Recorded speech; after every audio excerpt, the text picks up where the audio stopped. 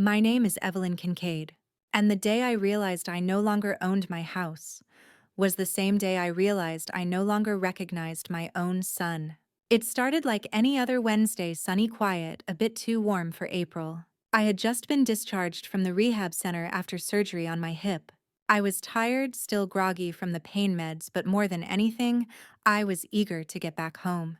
Home to the house I had built with Arthur, my late husband. The house we painted together. The house where we planted 2 oak trees in the backyard and measured our son's height on the kitchen wall every birthday. So when the cab pulled up to my street, I smiled. I could already imagine the dusty sunlight through the lace curtains, the scent of my old lavender sachets waiting behind the front door. Except the front door wasn't mine anymore. I knew something was wrong the moment I saw the flower pots. They weren't mine. The porch, which once held a chipped blue rocking chair Arthur built for me now, had a modern bench with striped cushions. The wind chime was gone, and then there was the couple standing on the front steps laughing as they carried in a blender and a stack of moving boxes. I froze. The cab driver asked if this was the right address. I said nothing. My heart was pounding so loud I almost didn't hear myself whisper, "That's my house." I stepped out slowly, my cane wobbling in the gravel. My legs weren't ready for confrontation, but my soul apparently was. "Excuse me," I called, trying to sound polite, controlled. "Can I help you?" The woman turned first, startled. She looked to be in her 30s. "Oh, are you from the HOA?" "The what?" The man came over, still holding a toaster oven in his arms. "We just moved in yesterday. You looking for someone?" I stared at them. "I live here." They both looked at each other, and then back at me. "No, ma'am. We bought this house last month. Closed escrow 2 weeks ago." That sentence hit me harder than the surgery. My legs gave out. I reached for the mailbox to steady myself. My fingers brushed against it, but even that had changed. My family name, Kincaid, had been replaced with a new brass plate that read, Taylor's. I wanted to scream. I wanted to faint. I wanted to run, but all I could do was blink and say, "There must be some mistake. My name is Evelyn Kincaid. This is my house." They hesitated. To their credit, the Taylors didn't shout or slam the door. Instead, the husband went inside and returned with a manila folder. "I'm sorry, ma'am, but this is our purchase agreement. It's all in here." The previous owner's name was listed as David Kincaid. David. My son, my only child. I stared at the signature, the bold loops and slanted letters mimicking my own. But it wasn't mine. It looked like my signature, but it wasn't. Not really. Not legally. Not morally. That night, I didn't go home, because there was no home to return to. I called my friend Doris, who let me crash on her pull-out couch. I didn't sleep. I just kept staring at the ceiling, whispering, "He sold it. My own son sold my house." And the worst part, I wasn't even surprised. The next morning, I sat at Doris's kitchen table with a mug of tea I hadn't touched. My hands were cold. Not from the tea, but from the realization that something unthinkable had taken place, and it had been done in my name. Doris, bless her heart, had always been a light in my life. She put her wrinkled hand over mine and said softly, "We're going to figure this out, Evelyn. You didn't just imagine this. Something's wrong. Something was more than wrong. It was criminal." I called the county records office first. The woman on the line sounded distracted, like she was doing her nails while scrolling through documents. But when I gave her the property address and my name, she paused. "Yes, it looks like the property changed hands. March 3rd. Seller, David Kincaid. Buyer, Thomas and Marie Taylor. The transaction is complete." "David Kincaid doesn't own that house," I said sharply. "I do." "Well, ma'am," she replied in that tired, bureaucratic voice. "According to the county deed, he was listed as the legal owner." I hung up. I didn't cry. I didn't scream. Instead, I opened the shoebox I kept in Doris's guest closet. Inside were my most important papers. The original deed tax receipts, the letter Arthur and I received when we made the final mortgage payment 30 years ago. Every document had my name, not David's. Mine. I clutched the original deed in one hand and called a local real estate attorney named Lila Myers. She'd helped a friend of mine resolve a title dispute years ago, and Doris insisted she was sharp and fearless. Lila listened patiently. She didn't interrupt once. When I told her everything the surgery, the power of attorney David asked me to sign the sudden discovery of the house being sold, she simply said, "Bring everything to my office." I arrived within an hour limping with the help of my cane and my rage. Her office smelled like peppermint and printer toner. Lila had silver-streaked hair, a pencil skirt, and eyes like frost-bitten glass. She laid the two deeds side by side, one mine, the other filed in the transfer. Then she asked the one question I'd been dreading. "Did you ever sign over the house to David? Even temporarily?" "No," I said steady. "The only thing I signed was a general power of attorney while I was in recovery. He said it was so he could pay bills and access my Medicare portal." Leela sighed. "That's how he did it. The POA gave him legal authority to act on your behalf, including selling property. But he never asked for permission. It doesn't matter. The moment you gave him that authority, he didn't need to ask." I felt like throwing up. I stared at the fake signature on the closing document. I recognized it, the same lazy swirl he used to forge sick notes in high school. I had scolded him for it then, and now here it was selling my life away. "But it's not my signature," I insisted. "That's the key," Lila said, leaning in. "If we can prove he forged the signature that he exceeded the scope of your POA, then we can invalidate the sale." She paused. "But Evelyn, that will mean going after your son. You'll have to sue him. Publicly, and you'll be putting the new owners who acted in good faith in a legal crossfire." I swallowed. "I don't want to hurt them," I said. "But I didn't give up my home." Lila nodded. "Then we'll fight." That evening, as I sat back on Doris's couch, I got a text. It was from David. Just 3 words. "It's done. Sorry." No explanation. No remorse. As if he had knocked over a cup of milk. I stared at those words for a long time. I raised him. I loved him. I taught him how to say please and thank you. I braided his hair when he played Joseph in the school nativity play. I packed his lunchboxes until high school. I cheered for him when he got into college the same day Arthur died. And this was what he'd become.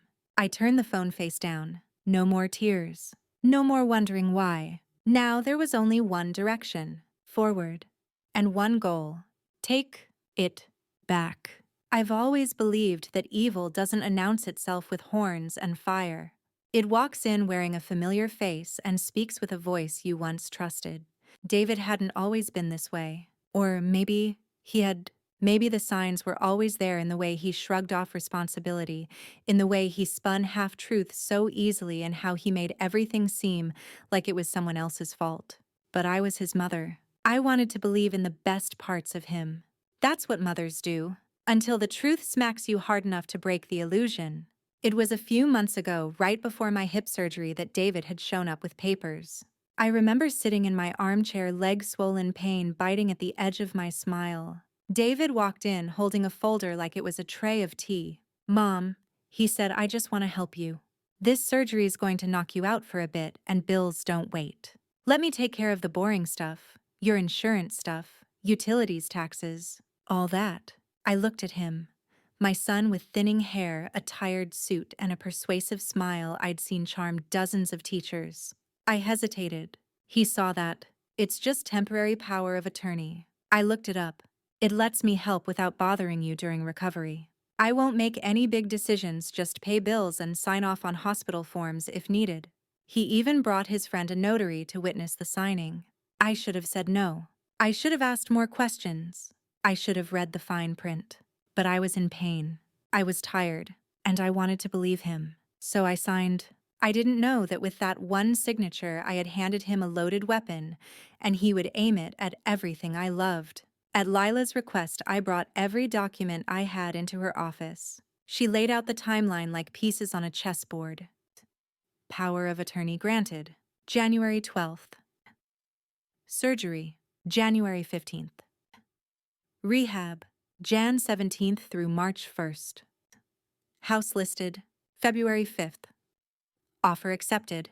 February 20th. Closed. March 3rd. While I was hooked up to monitors and trying to relearn how to walk, my son had listed my house, accepted an offer, forged my signature on disclosures, and completed the sale. He never told me, I whispered, still stunned. Not even a hint. Lila frowned. "He didn't want you to stop him." That's why he rushed it. He knew once you were home it'd be too late. I sat in silence, the reality settling in like concrete around my chest. What did he use the money for? I finally asked. Lila glanced down at her notes. We'll find out. But I've pulled public records. He has 2 liens on his business and a judgment from a civil suit 3 months ago. I blinked. His business. What business? She turned the screen toward me. A failing crypto consultancy. Of course. Of course it was crypto. He'd mentioned it once over Thanksgiving, said it was the future of finance. I thought he was just dabbling. Apparently, he'd sunk everything into it. And when it failed, he sold the last thing that still held value.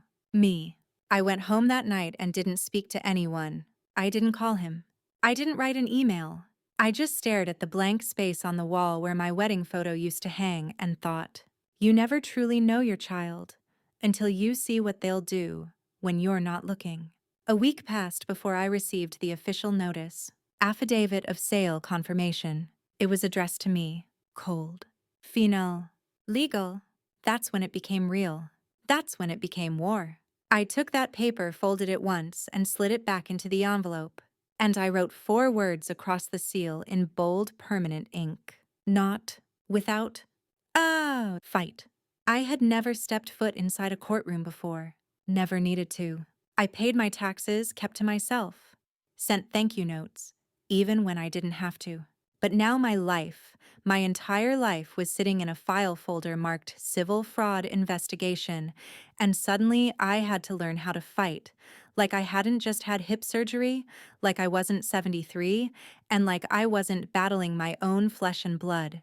Lila moved quickly. She was like a hawk, always circling, always watching for cracks. She submitted an emergency motion to freeze the transfer of title, though she warned me it might not hold. The Taylors, the young couple now living in my house, were bona fide purchasers. They'd done nothing wrong, which meant this wasn't going to be simple.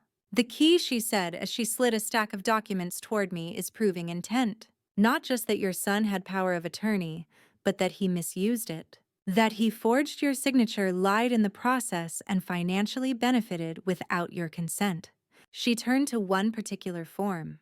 This is the seller disclosure form. It requires initials and signatures in at least 5 places. She pointed. There, she said. That's not your handwriting. She was right.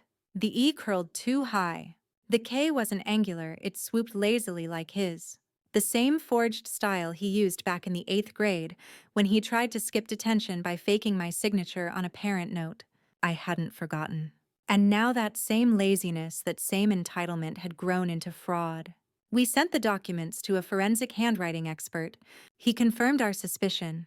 The signatures were not consistent with mine. Legally, that was a step in the right direction. But emotionally, it ripped open a wound I didn't know I still had.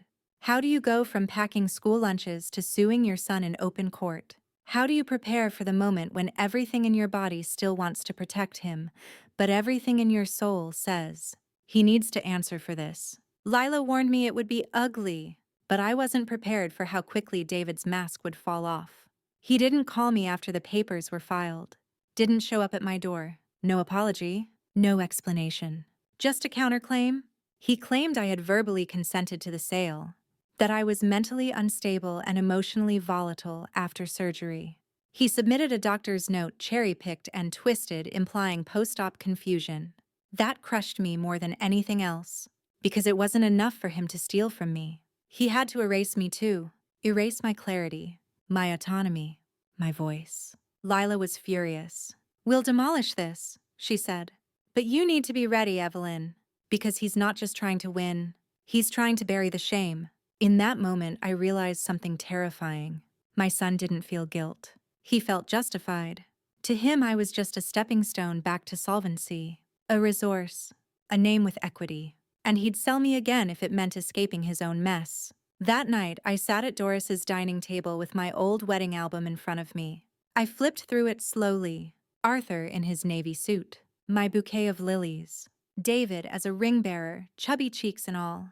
There was one photo I couldn't stop staring at, a black and white shot of Arthur holding baby David. The look in Arthur's eyes, pride, hope, fierce love. I touched the photo and whispered, I'm sorry. I should have raised him better. But deep down, I knew this wasn't about parenting.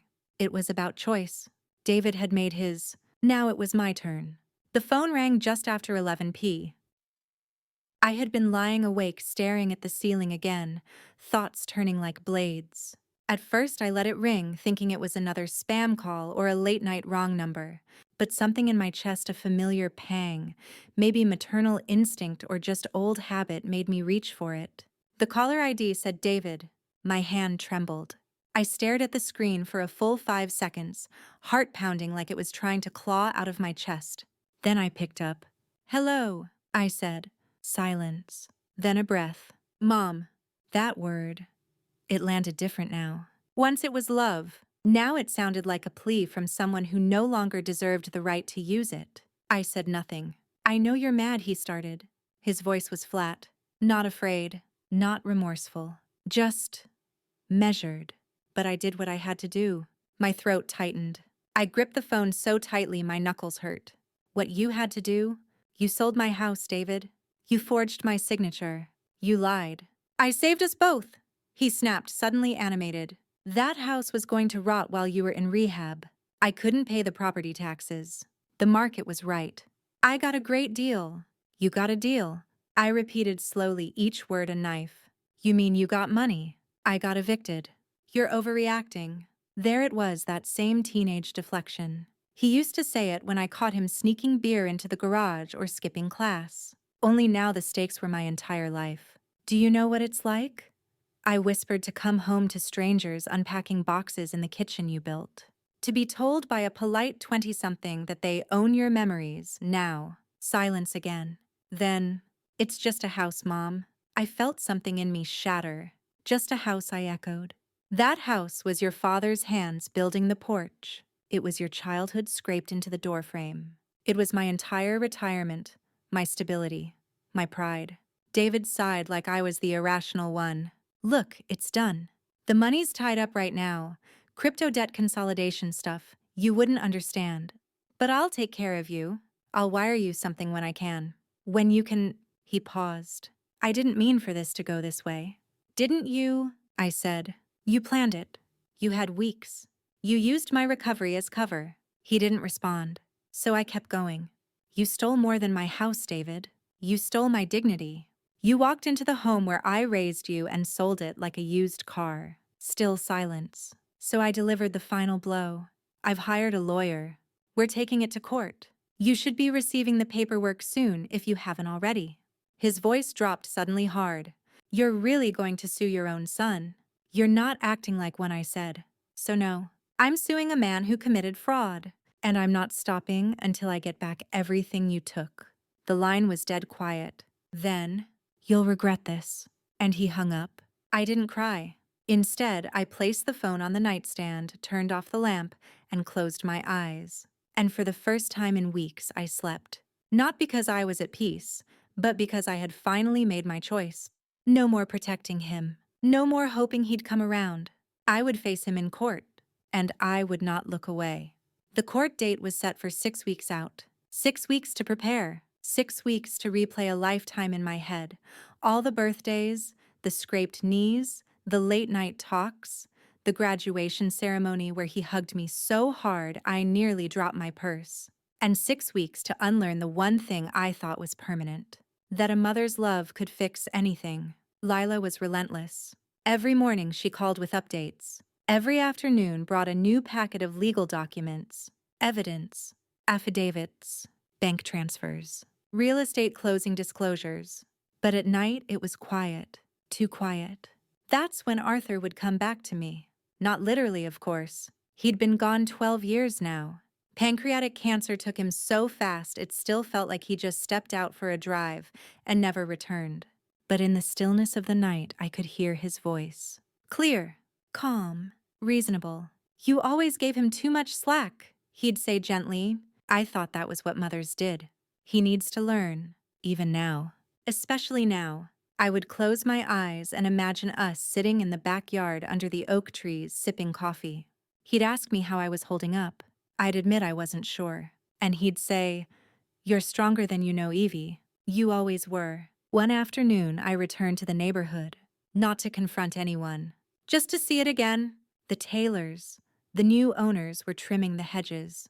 They looked up when I walked past, our eyes meeting. The woman hesitated, then set down her clippers and walked over. Mrs. Kincaid. I nodded, a little surprised. I'm so sorry, she said, her voice sincere. We didn't know about the way it was sold.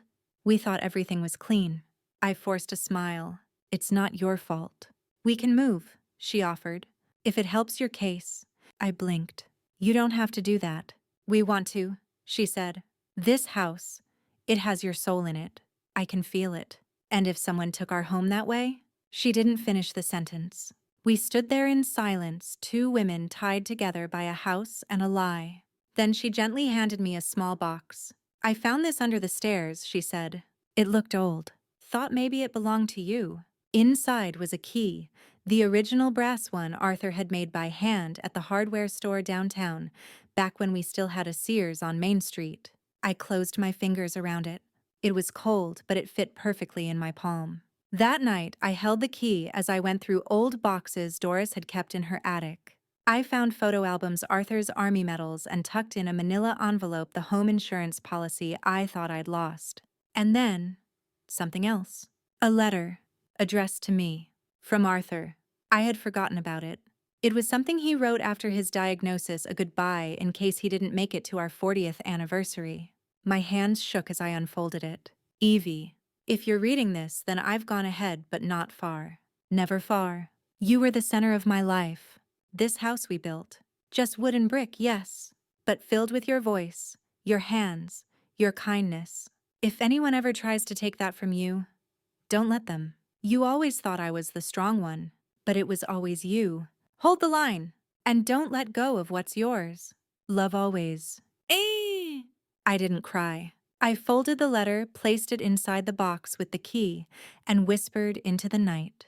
I won't let him win, because this wasn't just a house. It was a history. It was a promise. It was mine. The day of the preliminary hearing, the courthouse smelled like mildew and coffee. It always does, doesn't it? I clutched my purse to my chest and walked beside Lila down the corridor, my heels clicking across the linoleum like small declarations of intent. David was already there. He didn't look at me. He sat beside his attorney in a navy suit that still had the price tag thread dangling from the cuff. His hair was slicked back, his jaw tight. He looked like a stranger who just happened to have my eyes. Lila leaned toward me and whispered, "Don't react. Let me do the heavy lifting." But I wasn't there to scream. I wasn't there to beg. I was there to reclaim what was stolen with law, not volume. The judge was an older man, maybe my age. Sharp eyes. Neutral tone. He reviewed our motion to invalidate the sale on the grounds of fraud and abuse of power of attorney. David's team objected immediately, claiming I had consented verbally and that my recollection was clouded due to medication and age. That word age always comes like a slap. I wanted to stand and say, I've been old long enough to know when someone's lying to my face. But I didn't. I just stared at David. He refused to look up. Lila presented the forensic analysis. 3 expert reports confirming the signature on the seller's disclosures was not mine. She brought out emails David had sent during my surgery, detailing the timeline of the sale emails, where he used my name, made false declarations about my status, and arranged deposits into an account I had no access to. Then came the nail in the coffin. The bank records. A large deposit into David's business account, the proceeds from the sale, followed by rapid-fire transfers to various crypto wallets, debts, and even a down payment on a new car. When the judge asked for clarification on why none of the money had been returned to me, David's lawyer mumbled something about asset volatility. Lila stood calmly and said, "Your Honor, this is not a family misunderstanding. This is financial exploitation. Plain and simple." David finally spoke. "She didn't need that house," he snapped. "She was in rehab. She said it herself. It was too much to maintain." I turned to him. I said I needed help with bills, David. Not that I wanted to vanish. His face reddened. He looked like a boy again, cornered, defiant, full of excuses. The judge called a recess. In the hallway, David approached me. "Why are you doing this?" he hissed. Do you really want the whole town to see this? To see you drag your own son through court? I stared at him, really looked, and for a moment I mourned him. Not the man in front of me, but the boy he used to be. I'm not dragging you, I said quietly. You walked here on your own. He looked away. Then he leaned closer and whispered, You won't win. You're old. You're emotional. The court will see that. I smiled, not because I was amused, but because he didn't understand something fundamental. I wasn't emotional. I was righteous. I watched him walk back to his attorney, his back stiff, his shoulders strained. And for the first time, I didn't feel heartbreak. I felt strategy. He thought I was fighting from pain, but I was fighting from truth. That day, the judge ruled that the case would proceed to trial. The power of attorney would be scrutinized. The sale put under freeze, and all assets tied to the house proceeds would be temporarily locked by court order. It was a start, not victory, but a solid step toward it. Outside, the sky was dark with coming rain. Lila handed me her umbrella, but I didn't open it. Instead, I tilted my face upward and let the water fall cool, clean, honest. For the first time in weeks, I felt like myself again. Not just a victim, not just a mother, but a woman reclaiming her name. The deeper we dug, the dirtier it got. David's betrayal hadn't begun with the house. That was just the final act of a long, quiet erosion. A pattern I had missed or refused to see. Lila's investigator, a wiry woman named Shaw, with eyes like a hawk and posture like a marine, had started building a case file as thick as a Bible. Phone records, emails, business filings, and each new revelation cut me in places I didn't know, still bled. The truth: David was drowning in debt. His crypto startup a glorified scheme with a slick website, and no customers had eaten every dime of his savings. He'd taken out loans under aliases, maxed out credit cards in my name and his own, and defaulted on 2 silent partner contracts, both of whom were now suing him. The house, my house, had been his emergency exit, and I was the rope he chose to cut. But it wasn't just about the money. It was about the lies he told to make it all feel okay. He had emailed the realtor pretending to be me. He'd filled out digital forms with my approval. He even emailed the escrow officer saying, My mother is recovering from surgery but has granted me full decision-making power. She approves this sale completely. He made it sound noble, like a dutiful son handling his elderly mother's affairs. Like he was helping, but he wasn't helping. He was hiding. And each document Shaw uncovered was a brick in the foundation of my case, and a stone in the grave he was digging for his own credibility. One night, as I sat with Lila in her office surrounded by paper towers of evidence, she asked me something that caught me off guard. Evelyn, if you win and you get the house back, what then? Will you let him back in? I didn't answer right away. Not because I hadn't thought about it, but because I had, and I hated the answer I kept arriving at. I don't think he wants to come back, I said finally. She raised an eyebrow. I think, to him I'm not a mother anymore. I'm just a wall he hit trying to outrun his own mistakes. Lila didn't push. Instead, she handed me another folder. Inside was a sealed envelope. It had been mailed to the county by mistake, addressed to Mrs. Evelyn Kincaid, but sent to the wrong location. It had just been forwarded to Lila's office that day. It was from the IRS. A copy of a filed 1099-S form, the kind that gets issued when a property is sold. Except I had never seen it, never signed it, never agreed to it. David had signed it for me, again. The signature wasn't just a forgery, it was nearly comical.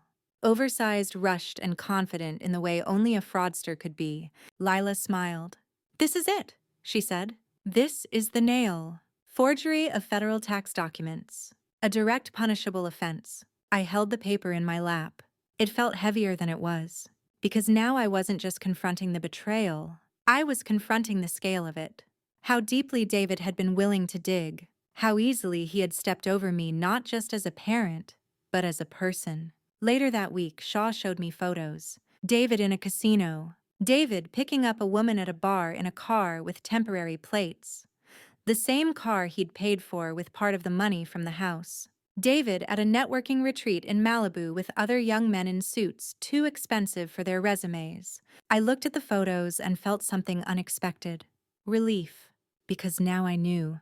It wasn't about me. It never had been. He wasn't targeting me because he hated me. He targeted me because I was convenient, because I was predictable, because I loved him. And predators always go for the ones least likely to fight back. But I wasn't that woman anymore. I had traded my grief for grit, my nostalgia for strategy, my motherhood for fire. And if David thought this courtroom drama would end like a bedtime story with me caving, forgiving, and handing him a second chance, he was about to meet the real author of this tale. There's something humbling about living out of someone else's spare bedroom. The guest room at Doris's place was cozy sure with its pink quilted bedspread, the scent of lavender sachets tucked in dresser drawers and floral wallpaper that hadn't changed since the Clinton administration. But every night when I laid my head down, I felt the echo of my own home, the creak in the hallway, the weight of the oak front door, the quiet hum of the refrigerator Arthur had insisted on fixing himself until the day he died. Now I slept beneath a ceiling I didn't paint in a room that held none of my history. I had nothing except the truth, and in a way that made me dangerous. Each morning I rose early and brewed coffee for Doris as a thank you. She never asked for rent. "Just win," she said, brushing my shoulder like I was heading off to battle. "Then you can pay me in stories." I spent my days in Lila's office reviewing documents, attending depositions, and listening to Shaw's whispered summaries of the latest findings. The woman was a bloodhound. I don't know how she did it, but she had a knack for finding footprints in concrete. She discovered that David had contacted a second buyer, someone offering more than the Taylors, but he'd passed them over in favor of a faster close. Why? Because the Taylors were the only ones willing to forgo a home inspection. It wasn't just fraud. It was planned, deliberate, cold. That night, I sat on the edge of Doris's guest bed thinking about my old dining table. It had a nick in the corner from when David dropped his first bowl of spaghetti there. He was 5. He cried like the world had ended. Arthur wiped the floor while I comforted him. I never punished him for that. Now he had wiped away my home, and I was supposed to forgive again. No, not this time. I picked up my notebook, the one I kept tucked in my bag, and began to write. Not legal notes, not to-do lists, but questions. Hard questions, like, if a child breaks your heart, do you mend it, or do you build a new one? When someone sees you as disposable, how long do you keep proving them wrong? At what point does love become self-betrayal? I had always believed motherhood was a contract of unconditional love. But maybe it needed a clause, a boundary. Love is not a license for harm. The next morning, I received an email from someone unexpected. Samantha, David's ex-wife. We hadn't spoken since their messy divorce 4 years ago. I had always liked her kind, sharp, grounded. She left David after discovering he'd drained their joint account to reinvest in a failed app idea. I hadn't blamed her. I had blamed myself. But her message was short. Evelyn, I heard what happened.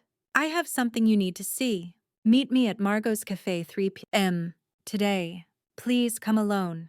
I showed the message to Lila, who raised an eyebrow. She's credible, I said. And she wouldn't reach out unless it mattered. So I went. Margot's was tucked in a strip mall near the highway, filled with mismatched furniture and the scent of burnt espresso beans. Samantha was already there. She looked older, like life had taught her lessons no one asked for. But her eyes were steady. She slid a flash drive across the table. "What is it?" I asked. "Emails. From when I was still married to David. He used your identity more than once. I didn't understand it back then, but I saved everything I was preparing for our divorce." I plugged the drive into Doris's laptop that night, and there it was. An email David sent to a lender posing as me, applying for a reverse mortgage. Screenshots of text messages where he joked about Mom's house being my plan B. An audio clip. Crackly, but clear enough. It was David laughing with a friend saying, "She'll be fine. I'll sell the house before she's even out of rehab. She won't know until it's too late." I paused the audio, let the silence settle. Then I pressed play again. Twice. 3 times. Until I had memorized every word. It wasn't rage I felt. It was confirmation. That I hadn't overreacted. That I hadn't imagined the betrayal. That I hadn't lost my mind. I had just lost my son. And now I had his confession. And the courtroom wasn't just a possibility anymore. It was destiny. Courtroom days have their own kind of weather. It doesn't matter what the forecast says inside, it's always cold. Sterile. Indifferent. Like justice itself decided to dress in gray and let the heater break on purpose. I wore a navy blue jacket Arthur had once bought me on a trip to Boston, back when David still called us Mom and Dad instead of just you two. It made me feel armored somehow, like the woman I used to be was still stitched into the lining. Lila and I sat side by side as the hearing resumed. This time we were allowed to present new evidence: Samantha's flash drive. The court clerk submitted it into the record. The judge leaned forward as the audio file was played aloud. David's voice filled the chamber. "She'll be fine. I'll sell the house before she's even out of rehab. She won't know until it's too late." The words dropped like stones in a still pond, quiet at first, but sending ripples everywhere. David's attorney stood up, objecting immediately, citing context, privacy, irrelevant side chatter. But the judge held up his hand. "Mr. Kincaid," he said sternly, "is this your voice?" David hesitated, then nodded. "Yes, but..." No further commentary. Just yes or no. "Yes." The judge's expression didn't change. He simply looked down and began to write. That moment, that single admission cracked the case wide open. And it broke something in David, too. He slumped in his chair. The confident veneer, the smirk, the dismissiveness all gone. He looked small, cornered. And for the first time, I didn't see my son.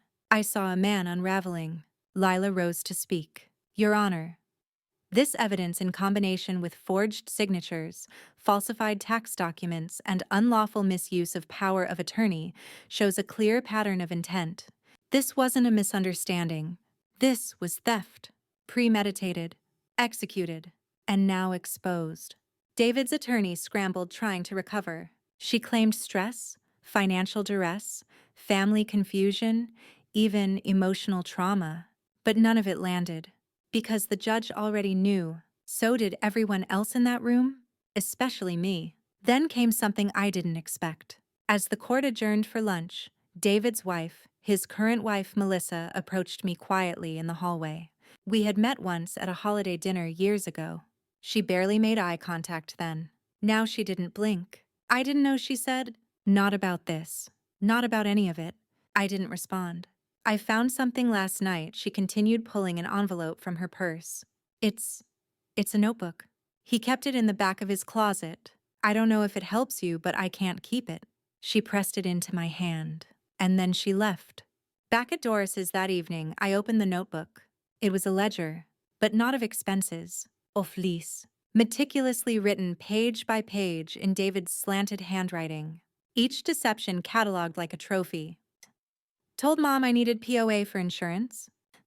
Used her credit card to pay off Wells Fargo. Sold the house before she could change the locks.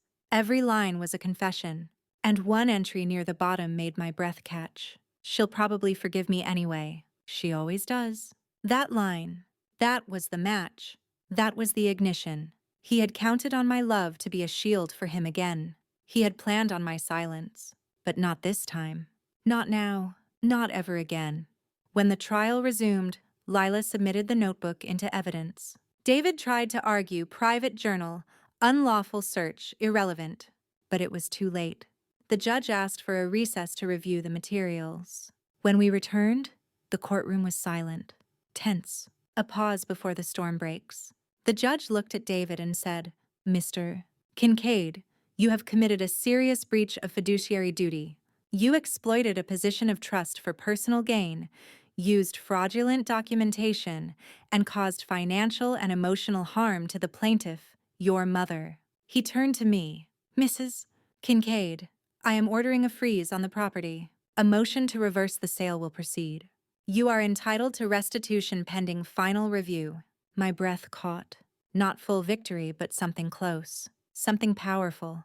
David slumped again, as if the sentence itself weighed more than jail time. He wasn't in cuffs, but he was for the first time accountable. And as the judge adjourned, I looked at my son not with rage, but with resolution. He had underestimated me. He thought betrayal was permanent. He didn't realize, so is truth. The courtroom echoed with footsteps and silence as people filed out. I remained seated. I wasn't ready to stand. Not yet. I needed a moment to absorb what had just happened, to acknowledge that a judge had validated what I already knew in my bones. This wasn't a misunderstanding. It was theft. It was betrayal. And it had a name. My son's. Lila leaned over, gently touching my hand. We're not done, Evelyn. But that was the turn. We're standing on higher ground now. I nodded, still staring straight ahead at the judge's empty bench. David stood by the window, speaking in hushed tones with his lawyer. He looked like a man unraveling from the inside out. The collar of his shirt was damp with sweat, and for the first time in this entire process, he looked scared. He should have been, because everything he built on the foundation of that sale, the car, the fake crypto rebound, the lifestyle, was collapsing. And it was collapsing not because I tore it down, but because he built it with lies. As I exited the courthouse, flashbulbs popped, small-time reporters and bloggers mostly. Someone had tipped them off about a fraud case involving elder financial abuse. They weren't there for gossip. They were there for a symbol, an old woman who fought back. Later that evening, as I sat on Doris's porch with a mug of weak tea and a blanket over my knees, Lila called. They've agreed to mediation. I straightened. What? David's lawyer contacted me. Given the strength of our evidence, the recordings, the journal, the forged forms, they want to settle before it goes to jury trial. And what are they offering? The house, she said simply. Title reversed. Full ownership reinstated. You'll also be granted access to what's left of the sale proceeds, about $87,000. That hit me like a bucket of cold water. The house, back. My home. But at what cost? And David, I asked. They want a sealed agreement. No jail time if you don't press criminal charges. He signs a full confession. You get the house. He walks with nothing. I was quiet. So quiet that Lila added softly, You don't have to decide tonight. But I want you to consider it. I sat there long after the call ended, the hum of cicadas filling the air. The house, it was what I had been fighting for all this time. But now that it was within reach, something else stirred inside me, a deeper realization. Even if I got the house back, it would never be the same. I would walk those halls knowing who took it from me. I would look at the kitchen and remember standing outside humiliated as strangers cooked their first meal. I would see the staircase and remember the photos that had once hung there. David's first day of school, his graduation, his wedding, all now tainted, all now painful. Still, I had fought too hard to walk away empty-handed. So the next day, I sat in that sterile mediation room with a lawyer, a judge, and the boy I had once carried through fevers and bad dreams. David didn't meet my eyes. He looked thinner, weaker, like the lies had started to eat him from the inside. They presented the agreement. I didn't read it right away. Instead, I took out the notebook, his notebook, and opened to the last page. The page that had broken something in me. She'll probably forgive me anyway. She always does. I looked at him, and for the first time since this nightmare began, I spoke not with rage, but with clarity. I won't forgive you, I said, not because I'm angry, but because forgiveness is earned, and you haven't even tried. He flinched. You'll get your house back, his lawyer said quickly, interrupting the moment. And the funds. I didn't move. Then slowly I signed, not because I was accepting defeat, but because I was accepting reality. The war was over. I had won, but I had also lost. That night, I sat alone on the porch of Doris's house and whispered to Arthur's memory, I got it back. But not the way we built it. Not with laughter and paint-stained hands. I got it back with signatures and subpoenas. Still, a victory is a victory. And when I looked up at the sky, it felt like even the stars were nodding. I didn't go back right away. The house was mine again, officially, legally, undeniably, but something inside me needed time to breathe before crossing that threshold. It sat on Willow Street just as I remembered it, but in those weeks following the settlement, I found myself circling the block more than once, watching it from a distance like a stranger who had once lived there in another life. Ownership and belonging are not the same thing, and I had to learn how to re-enter my life without dragging every betrayal behind me like a suitcase too heavy to lift. The Taylors, The kind couple who had unknowingly purchased my stolen home moved out graciously. They had found another place across town. Before leaving, Marie Taylor placed a basket of muffins and a handwritten note on the kitchen counter. "We're so sorry for how this came to you. May this house love you again." The Taylors. That note made me cry harder than any court ruling ever had.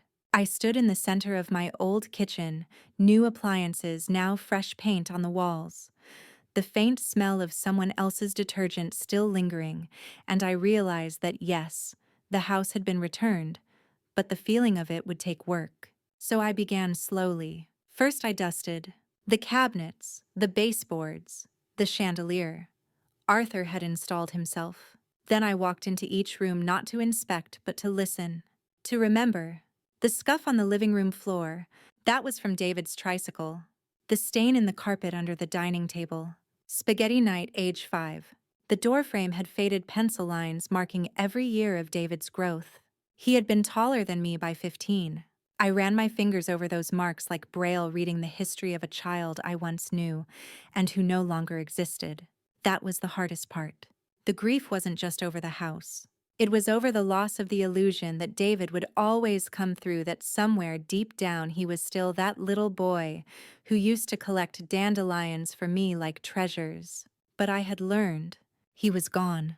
The man who remained had made choices, deliberate, cruel, calculated ones, and I could mourn the boy while refusing to excuse the man.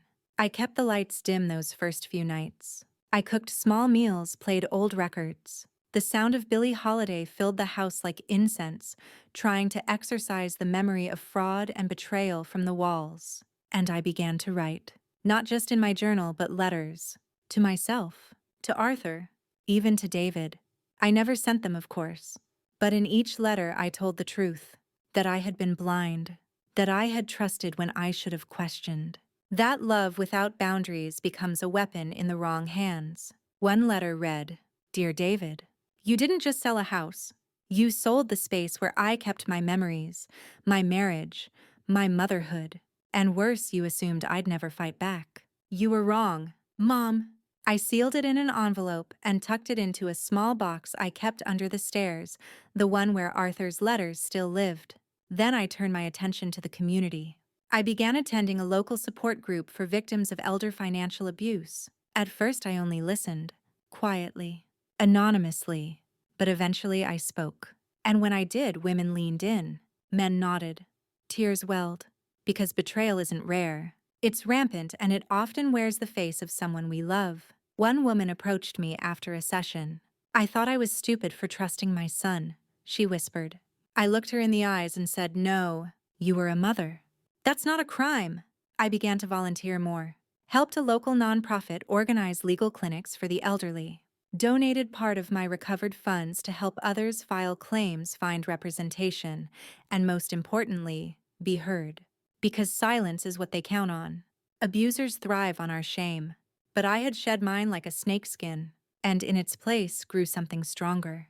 Not anger, not revenge, but resolve. One evening, I received a letter. No return address. Inside a single sheet of paper, David's handwriting. "Mom, you won. I hope it was worth it. I lost everything. I won't ask for anything from you again. Don't worry, I know I burned the bridge. David." I sat with it for a long time. Then I folded it carefully and placed it in the fire. I didn't need to frame my pain. I needed to release it. The flames licked the edge of the letter, turned his words to ash, and with it the final trace of guilt I'd carried. He had been right about one thing. He had burned the bridge, but I had built something stronger in its place. A foundation, a home, and this time, no one would take it from me again. When I finally moved back in, I didn't invite anyone over. There was no welcome home party, no champagne toast, no photo posted online. Just me, a cup of black tea, and the sound of my house creaking with memory. It was a soft re-entry. I didn't rush it. Some days I only unpacked one box. Others I sat in the front room and watched the wind play with the curtains like old friends greeting one another again. There's something deeply spiritual about reclaiming a space that was taken from you. Not just physically, but emotionally, symbolically. I started to call it my sanctuary. It wasn't the same as before, but that was okay. Because neither was I. I cleared out what remained of the tailor's furniture, keeping only one item: a small glass lamp they had left behind in the guest room. It had a soft golden glow like candlelight without the flame. Something about it felt peaceful. I placed it on Arthur's old nightstand next to his wedding band, the one I still keep, even now. Then came the hard part. The staircase wall. The one with David's growth marks. I stood before it for a long time, palm resting on the ridges of pencil. Age 6, age 8, age 11, age 13. There were gaps toward the end. He stopped letting me mark it after he hit high school. I thought about painting over it, but I didn't. Instead, I framed it. A narrow, elegant wood trim to preserve it, not celebrate it. Because history doesn't always have to be happy to be honored. It just has to be honest. And mine now was... I began using the kitchen again, cooking simple meals. Mostly soups and stews, food that filled the air with scent and warmth.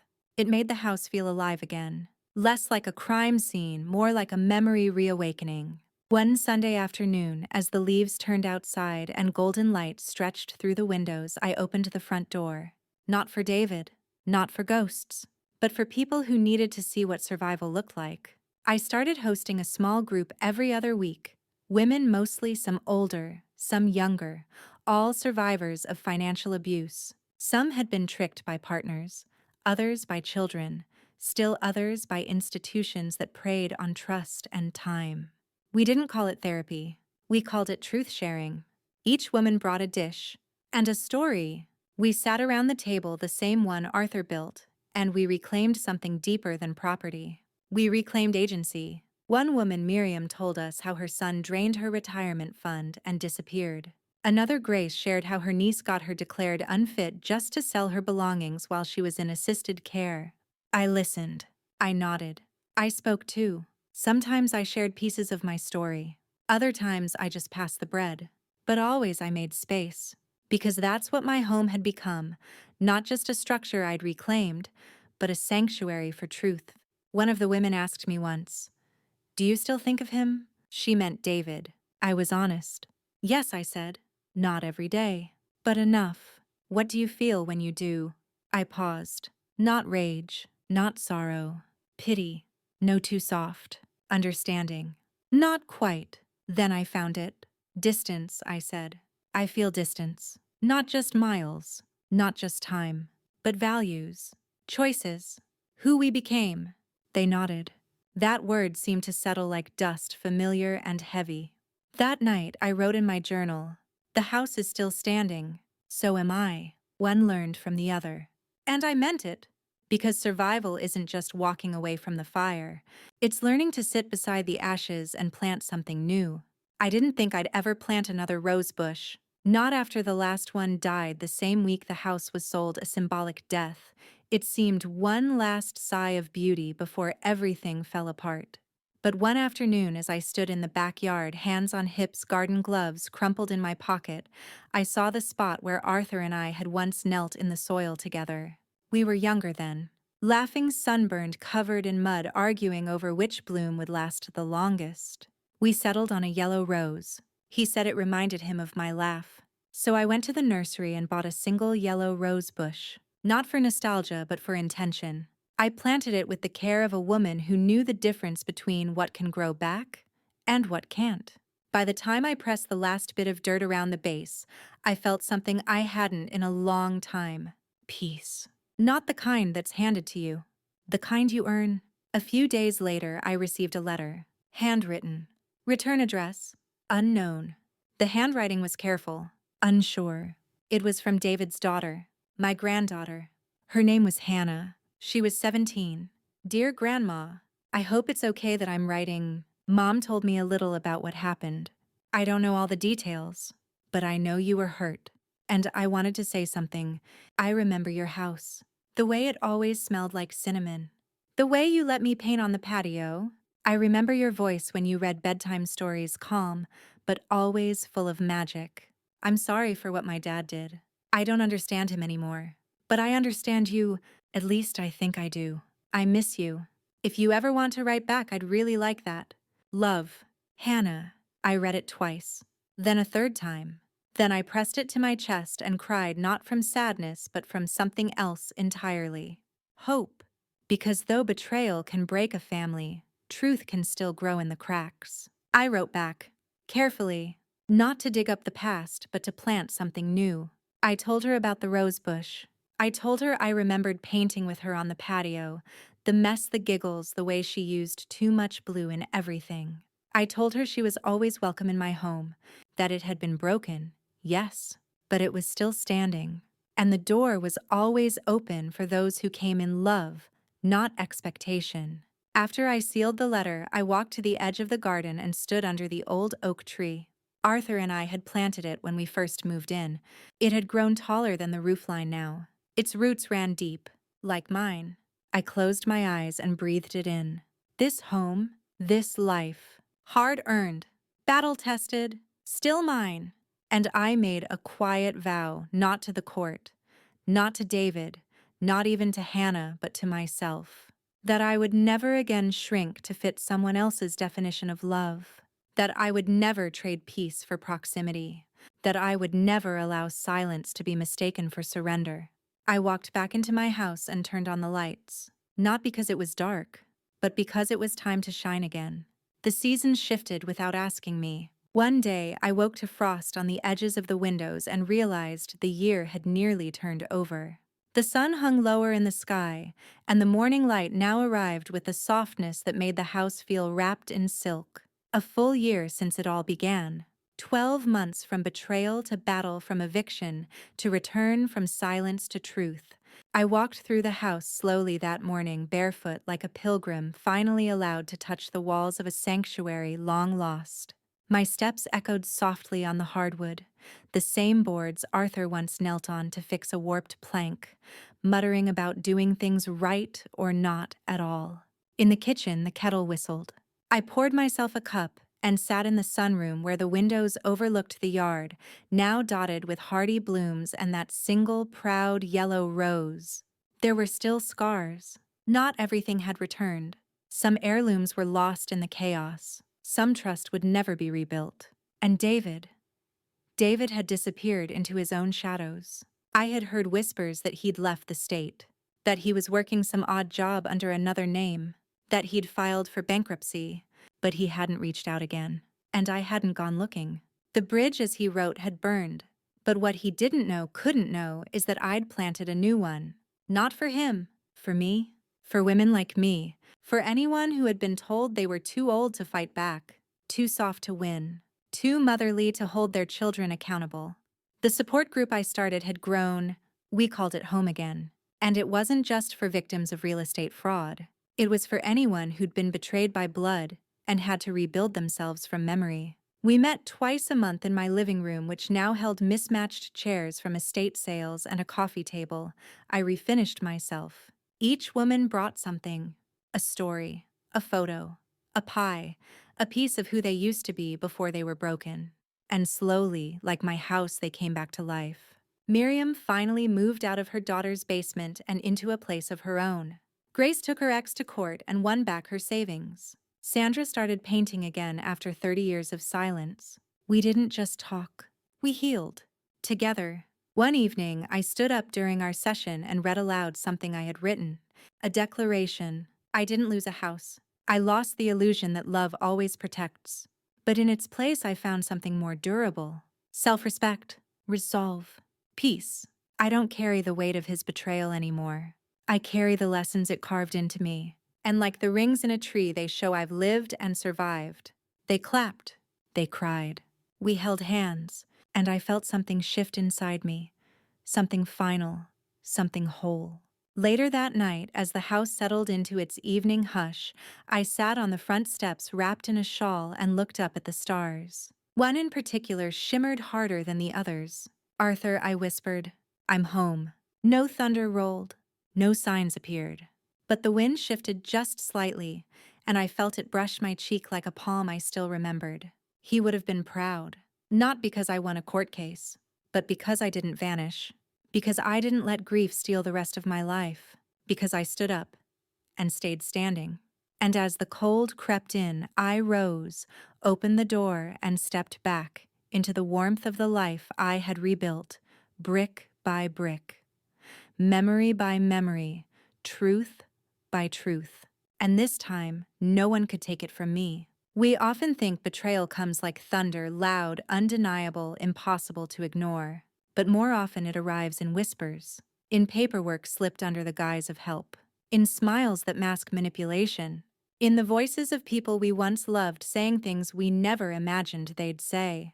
What happened to me wasn't just a stolen house, it was a stolen trust. A theft of everything I had built, not just the bricks and beams of a home, but the belief that family meant safety. Yet here's what I've learned. Your age does not make you weak. Your love does not make you blind. And your silence does not mean surrender.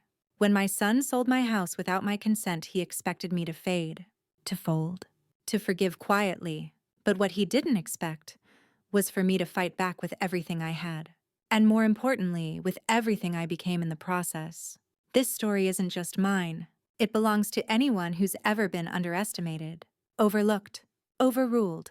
If you've been through something like this, if someone took advantage of your kindness, your trust, your silence, know this. You are not alone. You are not powerless. And you are not too late. I told my story. Now I'd love to hear yours. What part of this story touched you most? I read every comment, even the quiet ones. Let me know where you're watching from.